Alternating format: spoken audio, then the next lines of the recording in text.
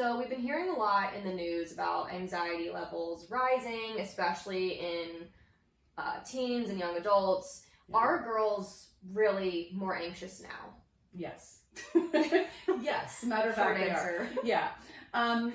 They are. And I think the thing is, it was growing before the pandemic even hit. And there's so much, I think, things that are impacting these levels of anxiety that, you know, a lot of times I'll have parents being like, okay, I don't know why they're so anxious, or I don't know why they're depressed. They have such a good life. Yes, they do. And none of those things matter when it comes to that.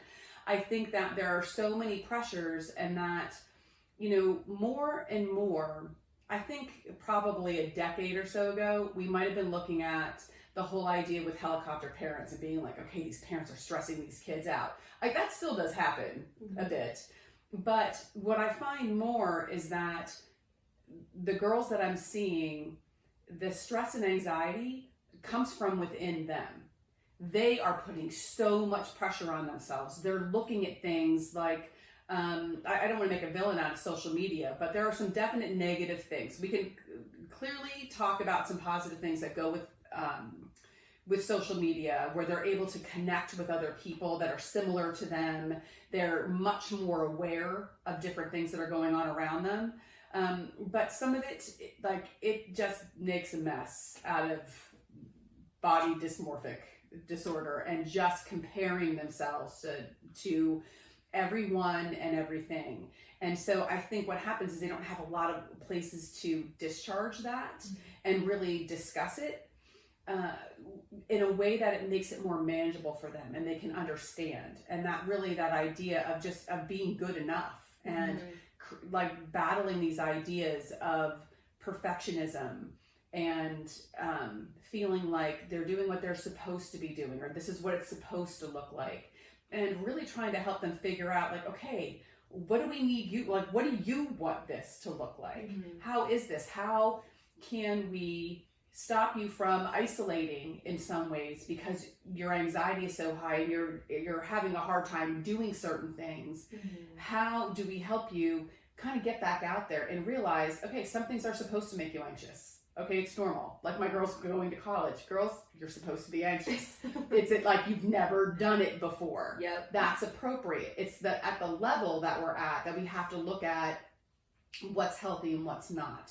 So I do think there's a much more higher rate of anxiety, and anxiety can be a crazy making, isolating kind of thing to begin with, where you don't want to tell people certain things are hard for you because you feel like you look stupid or it's embarrassing or whatever. And I think that, you know, or we go the other end and it's, I can't do my anxiety. My anxiety is so bad. So it's used as a thing to not engage in anything. And it's that part of being like, okay, guess what? We have to figure out a way to work with your anxiety. It shouldn't stop you from doing all of these things and living a life.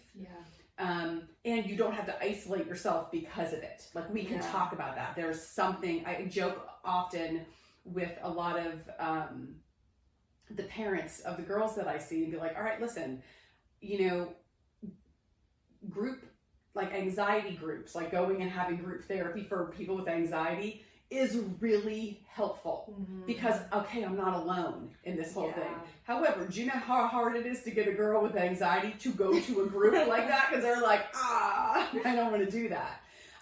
So a lot of what it is trying to help them see that they're not alone in this. If we can get them in groups like that, that's fabulous. But otherwise, working with them one-on-one and having them, you know, feel that someone can empathize and be compassionate about it and say, okay, but we're not going to stay here. Like, we're going to move on this. We're going to find another way to be able to do this because I want you back out there living your life. It's just really, really important.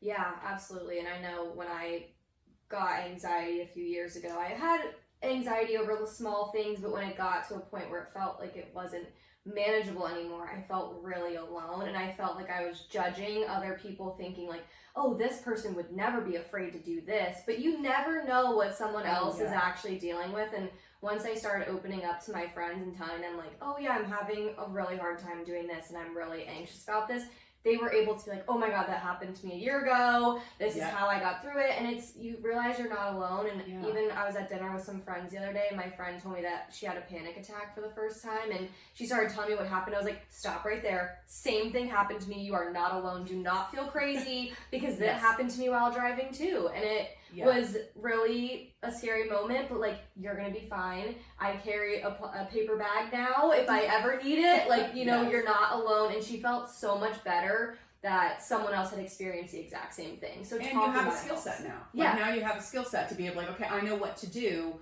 when this happens to me. Mhm. I don't have to be afraid of it any Yeah. longer. I realize what is happening and I can manage it. Absolutely. Yeah.